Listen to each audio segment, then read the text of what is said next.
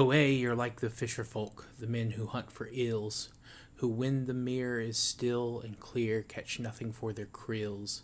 But when they root the mud and stir it up and down, 'tis then they do, and so do you, when you perturb the town. Aristophanes. Welcome to this week's episode of Warfare, Advancement, and Revisionism. My name is Preston Floyd, and as always, I am your host. I'd like to thank everyone for joining me this week. I appreciate the support, and if you're a newcomer, welcome. I hope you'll enjoy the episode and go back and listen to our backlog. And if you're a returning listener, thank you guys. As always, your support means a lot. So wherever you're listening, please like, rate, subscribe, download, etc. Rate 5 stars, whatever your platform of choice asks you to do to support the creator. I ask that you please do that for me. I'm feeling refreshed after my vacation for the most part, though I think I'm trying to get sick. I do have some frustrating news to relay. As I'm sure some of you noticed, there was no theme music. The reason for this is that a couple of days after my last episode went up, I got contacted by Spotify saying my episode was being flagged for a copyright violation. Apparently, someone claimed my theme music, which, at least according to the website I got it from, was public domain. Now, I got the license information from that page and tried to send it to them, but Spotify wouldn't accept the license because the person who claimed it didn't match the right holder on their site on the license. So I chose another option to contest the claim. I said I believe that my use of the music was transformative and meant to back up commentary or just, something like that. So they said that they would review the situation and let me know. Now, it has been over a week, and I have still not heard back. So, I am just going to, not use that music until I hear for sure. I don't want to antagonize anyone. Now, thankfully, this claim only flagged my last episode. So, worst case, the last episode would, just have been deleted from Spotify itself. But it's still up, at least last I checked, which was a day or two ago. And, it's not a huge issue. None of my other platforms have been flagged. And I'm not monetized, so I'm not going to lose out on any money or anything like that. So it's not a big issue. But I just want to make sure that, my use of the music is acceptable. I figure worst case scenario, I can reach out to the artist and just say, hey, is this accurate? And, see if I could use it, maybe, I don't know. We'll see. But until then, not going to have theme music until I can kind of nail down what's causing the issue. Now, with that out of the way, I'll be turning to the topic for this week's episode. We will be covering Australia, the Torres Strait Islands, and Tasmania between the years of 6 and 4000 BC, BCE, whichever you prefer. Now, I initially thought this would be a two-parter, but after looking at my notes, there aren't really too many changes happening during this time period that this season is covering. Now, there are a few things that do need to be covered, though. Firstly, sea levels reach close to their current, range, around 6000 BC, though that date is a little bit debated. Now, Australia has already been affected by this prior to this period, but it's definitely cut off fully from Papua New Guinea at this point, like it had been Tasmania. Now, this leaves only a strand of islands between the two bodies of what was formerly I believe it was the Sahul continent. I think it's somewhere around like 270, 275 islands in this strait. And today they're referred to as the Torres Strait Islands. Though again, this is a little bit debated. Some say that this happened a little bit later. But most sources I saw, and especially ones I consider more, shall we say, scientifically rigorous, use 6000 BC, so that's the date I'm going with. Though if anyone has any articles from post-2024 saying otherwise, I'd be happy to see them. Now these, what became the land that became the Torres Strait Islands, these will eventually be permanently reoccupied. Excuse me, I'm a little rusty. But this does not happen for a few thousand years.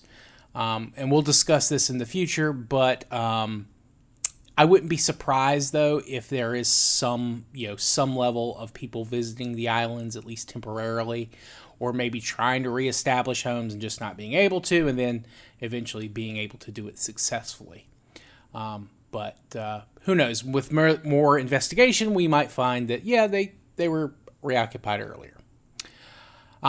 Now, this flooding also affected the northern coast of Australia, and it helped create and expand large swamps and mangroves.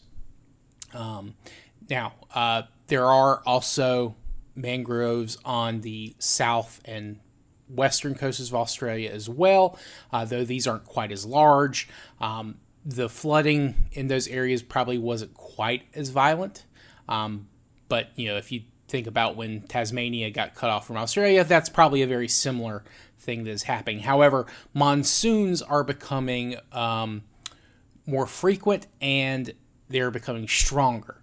And that also led to these other swamps and mangroves to grow and expand in the southern and western portions of the continent as well. Now, these lead to an increase of new, more easily available food sources in these areas. And starting around this period, you begin to see, like in places we discussed in the last episode, depictions of crocodiles and other larger saltwater fish. And they begin to show up and be depicted on Australian rock art, where, again, it was very common for the ancestors of the Aboriginal Australians to depict animals that they were hunting and that they would maybe draw totemic significance from. And speaking of art, their art becomes a little bit more complex. They add more detail to things. So they're, once they kind of get, to a point, once their environment has restabilized, and people are beginning to be able probably to get used to things, they're able to grow and expand, and they're able to dedicate more of their time to creative pursuits, and that allowed them to advance their art and just in general give more detail and come up with I wouldn't say new methods of expressing themselves, but refining the methods that they were using to express themselves. In terms of tools, you don't see much of a change. They still don't enter into the Neolithic in this period. Their stone tools are, closer to what you would expect for Mesolithic tools. They're larger, not usually polished, though I think there have been some instances of some larger polished stone tools like hand axes have been discovered. Though those are rare, and there is some debate again, how old those actually are. They are beginning to use things to catch fish, though that doesn't really catch on, I think, to around 4000 BC is when you begin to see them developing smaller fish hooks or spear hooks for fishing. And those typically are made of bone rather than stone. Now, agriculture is still not present, but as we discussed last time, there are theories that possibly even last season, and again, the dates are debated. It could be during this season, it could be a little bit later, but the various Aboriginal groups are practicing kind of a large-scale land management where they are kind of rotating and controlling the land they're moving into and moving out of. Like, say, before they leave somewhere, they may flatten it to allow for grass to grow, allow wild animals to move in and hunt there, or they may plant trees from the area they're leaving and allow those to grow so that when they come back they'll have wood and things like that, or allow an environment for certain types of animals to move in. Though again, that is debated, and how closely they're controlling that or trying to control the land is, again, pretty heavily debated. But there, again, because we've already talked about the rise of depictions of crocodiles, saltwater fish, and things like that, there is evidence of them also creating fishing nets in some areas, which they would use, of course, to catch large amounts of fish. And they would dig trenches and things like that to allow them to flood during particular rainy seasons, to try and get fish or eels to kind of migrate up those trenches, where they would, set bait and things like that and have them kind of school in, and then they could easily harvest them. Though, again, this is not something that's taking place everywhere. This is more, it's something that is only happening in areas that have seen that rise in kind of the mangrove swamp areas on the coasts of Australia. Now, one thing people don't typically think of when they think of the Aboriginals is that they were very comfortable at the sea. Though, there's reasons for that. Typically, there's not a lot of wood in a lot of places to make larger boats for longer sea travel. However, there are a few groups that were comfortable with sea travel, and around 4000 BC, groups of Aboriginal Australians living in the kind of the far south east corner of the continent, they began to move and occupy the islands that are today known as the Furneaux group. And if you look at a map of Australia and Tasmania, you can see a couple of larger islands just to the north of Tasmania. And these are the Furneaux group islands. There's around 100 of them. Some are very, very small. You can't even really see them on a map unless you zoom in extremely closely, or you get a map specially for this area. But there are, several ones that are sizable enough to have, at least a small human population. And in some cases, a relatively good-sized human population. But the reoccupation of those islands after, flooding cut off Tasmania from Australia begins right around 4000 BC. But you do have to wonder if maybe the Aboriginal peoples occupying those islands ever tried to make contact with the Tasmanians. We talked about last season, but there doesn't appear to have been too much of an effort to do so. Perhaps early attempts were, pushed back, or maybe the native Tasmanians were just extremely distrustful of outsiders, or maybe it became a cultural taboo not to go any further to Tasmania. But I'm not sure. I wasn't able to get any kind of sources, but that is something I'm going to continue investigating, because what I was reading last season, to prepare for the episode, made it seem like there really wasn't much contact between Tasmania and Australia until the Europeans showed up. So if any listener is aware of something that contradicts that or confirms it, please let me know. I'd be grateful for any articles or books on the subject. It'd be very interesting. Now, in terms of language, unfortunately, there's not much to go over for this season. There is a lot we can talk about with the Australian languages or the Aboriginal languages. However, one of the things that's going to happen very early on at the start of next season is going to be the spread of a couple of different things in Australia. And it's kind of going to be a big cultural evolution. And why this is happening, we don't know. It's possible the seeds for this are being planted as we speak during this season.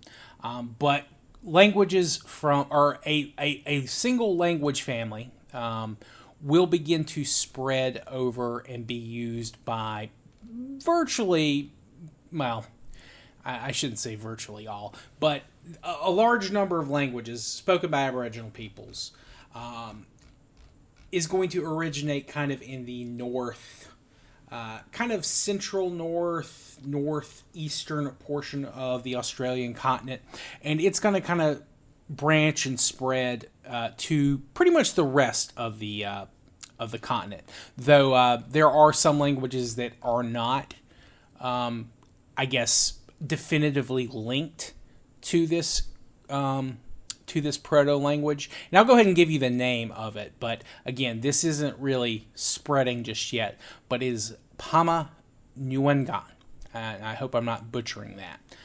But we'll talk more about that language in depth next season when it will begin to spread over there were people speaking at least one branch of this language in pretty much every area of Australia. Though maybe not the dominant language in certain areas or language family in certain areas, there are at least going to be some bands or groups of people that will speak some branch of it. And I hope that's not too confusing trying to explain. Now, there is some other artistic developments, at least I've seen dated to this time, though I'm sure that there's some that may be a little bit earlier, some that maybe get depicted a little bit more often, more later. But there are some depictions of individual human beings fighting each other. Warfare among, hunter-gatherer societies is, it's a little controversial, and I plan on doing an episode about that. But they did happen. It's mainly a question of how often and, to what extent. Some people, and I talked about this in the last Australia episode, I believed, and a couple of others, to be quite honest. I've mentioned it several times. But these type of fights aren't necessarily for resources or ownership of a land, of a specific hunting range or anything like that, though that certainly may have played a part of it. But they could also involve things like honor killings. If someone's family member was, maybe injured in an animal attack or, disappeared without a trace. There's a tendency by humans to sometimes blame an outgroup, someone different from them, whether that outgroup actually had anything to do with the disappearance or not. So you have things like honor also playing into roles of combat. But there's also the case, that these could have been ritualized forms of combat to help train a younger person to get proficient to defend themselves. That is also what could be depicted in these cave paintings, or etchings in some cases. So, it did happen, but that is something that you begin to see depicted more and more regularly. Though, by and large, most rock art is of humans doing some type of ritual, or just congregating, or, animal depictions. Combat depiction is relatively rare, but it was depicted. And someone sent me an interesting article on a couple of different, martial arts that are, supposedly based on, reconstructions of some of these cave paintings. And actually, I started to read them. There's one in French that I've had to translate bit by bit. But one's called Three Tails, another's called Corrida. So those are super interesting. I recommend you guys look those up. And Three Tails is just the number 3 and then tails. And Corrida is Coreeda. Now, how closely and how realistically these are based on actual, deep study of cave paintings, I'll leave that up to you to decide. Some of it was a little far-fetched for me, but, I do think that there was a genuine attempt by, people who creating it to link it to their heritage. And there are people who are practicing it who legitimately believe it to be part of their cultural heritage, and I don't think there's any problem with them kind of investigating that and learning, the past in whatever way that, they find interesting. I think that's a very important thing. But I do recommend you guys look some stuff up on that. But the French article was actually very interesting because it showed, and it measured, the weapons that were typical of certain areas, and what a person would need to do to use the Australian parrying shield, which we talked about that last season, which these shields are very narrow, singular strips of hardwood. They're basically used to kind of knock away a projectile or, just kind of deflect. You're not really trying to take the full force of the hit with that shield. No matter how hard that wood is, after a couple of solid whacks with a stone club or a stone axe, or even another sharpened wooden pick, or like I forget what they're called. Leonguel, I think is what it's. That's me kind of exaggerating. I'm sure the accent, but it's a leonguel, I think, is what it is. The Aboriginal word for it, and the stone clubs are like Kodj, Kodg, or Kodj, and the leonguel is a like Leangle. But those are two of the. You're not really hunting too many animals with these because they're close melee weapons. These would be something you would use in direct physical contact, probably most likely with a human, maybe a kangaroo. Though I wouldn't want to get close to a kangaroo to have to fight a kangaroo, and I don't think the Aboriginals would either. They were much smarter than that. Better take them out at range if you had to do it. But yeah, so. I think that is kind of the highlights for this season. Not much change on Tasmania from what I could see from this date. The sea level probably rose to, again, what it is today. Though, again, they have been cut off from Australia before then, but the sea's probably still getting a little higher. But yeah, I think that's kind of a good place to stop it for this week. I know it was a shorter episode. But we will be back next week. We'll be covering Northeast Asia, and then we'll begin moving west back across the steppe and Siberia and those areas. So I'd like to thank you all for joining me. Again, apologies about the theme music. I hope you can enjoy without it, and hopefully I'll hear back from Spotify this week. In worst case scenario, I may have to find a new theme song. So we'll just have to play it by ear. But I appreciate you all for listening. I hope you have a good rest of your day or week from whenever you listen to this. And I appreciate your support. If you have any questions, comments, constructive criticism, please let me know. Excuse me. You can reach me via email at waradrevpod@gmail.com. You can contact me on direct message on X/Twitter. You can also comment on the YouTube videos. I will respond there eventually if I see it, or as soon as I see it. And I will try to have some pictures in this week's episode. I know I didn't have any last week, but I was dragging last week, or not last week, but last episode. So I will try to have some pictures for you guys to see. But I appreciate you all for coming out, and I will see you all next time. Peace.